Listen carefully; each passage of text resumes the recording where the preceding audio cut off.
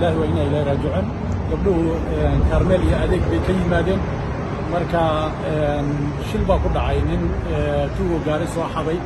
yaa waxa weeye kor maray gabdhaha shantaba way dhinteen gabdhaha ilaahay subxaanahu wa tacaala ha u naxariiso oo saddex isku familka yihiin maxay sababsadeen waddada iska marayeen nin tuugaha la sheegayaa hadda waa la hayaa biliisku way hayaan oo gaari soo dhacay baa gabdhaha ku dhacay oo korka ka maray marka sidaasa dhimashada ku timid mana kulanteen waalidkii hadda waan la joognaa inta badanna way joogaan inkastoo weli aan biliiska usoo soo sideyn magacyada laakiin shanta gabdhood waa la xaqiijiyey inay dhinteen waa gartay bixi soo dhawow noo waxay sida wax u dhaceen caawakana walaalow aniga horta anoo gurigayga joogaa gabar Soomaaliyeed waxay ii sheegtay in 5 caruura ama 5 qof oo Soomaali ma inoo dhigin in baabuur ku dhacay oo ay dhinteen karmeel agteeda waxaan u qaatay inay Soomaali yihiin biliiskuna waa soo wacay laakiin Soomaaliya ay soo wacday nimana ay sheegeen Soomaaliya laakiin halkaa dib baa ka dhacay waan in 2 saac ka hor baan imid dib ku dhacay qoysaskina la kulmay kulli waa Soomaali dhimashadu ma hubno oo biliisku weli ma xaqiijin laakiin waxaa la xaqiijinayaa 5 bay ahaayeen qaar waxay leeyihiin 5tooda waa dhinteen qaar waxay leeyihiin 4 baa dhimatay waalidkii baa halkan la joognaa meydkii waa yaalla hadda la qaadayaa baabuur la caysanayo ama iska u ordeeyey ayaa ku dhacay oo ilmuhu qaar ka mida graduation bay ku jireen oo hadday graduate gareeyeen oo jaamacadaha Augsburg iyo University of Minnesota iyo jaamacado badan baa qaatay gabdho fiican oo wanaagsan oo qoysaskooda yaqaano sharaf leh ahaayeen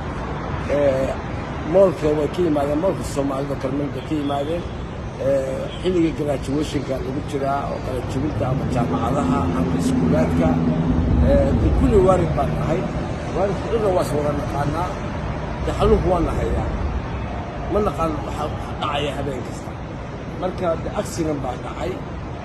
gabdhahaasoo jaamacadooda dhamaystay oo jaamacadahooda hadda gelaya qaar ay yihiin kalaaska labaad jaamacadda qaarna hadda ay high school jaamacada gelayaan xilligii ugu farxad badnayd ay tahay waalidka ayaa hadda halkaa waalidka la joognaa wallaahi xanuunka caawa ka dhacay Minneapolis 30 sano ayaan community u shaqeynay ku dhawaad weligay ma arag xanuunka noocaas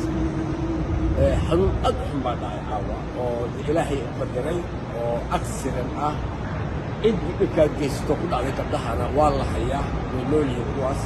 lama yaqaan waxay yihiin kolla waa qola cararaysa ma naqaan gabdhahana soo adeegtan oo asxaabtoodii walaalaha oo saaxiibo ah oo wada socda ayaa dhibkaa ku dhacay waxaan u tacsiyeenayaa intii waalid ah iyo ehel iyo communityga Soomaaliyeed oo dhan iyo dadka muslimka ah iyo dadka reer Minnesota oo dhan nooc kasta ahaadaan geerida caawa ku timi mustaqbalkeena caawa waxbay iigu xun loo sheegay ma arag aad iyo aad ayaan ugu xumahay hooyooyinkii ayaan aamusin laanahay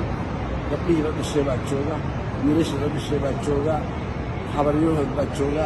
eedooyinkood baa jooga communitygii iyo culammadii hadda aan la hadlaysay anaa wacay tawakal ilaa 10 qof culamaa waa wacay xilli dambe ay ahayd sheekhaanaan helay ilaahay khayr ha qabto ilaahay khayr ha qabto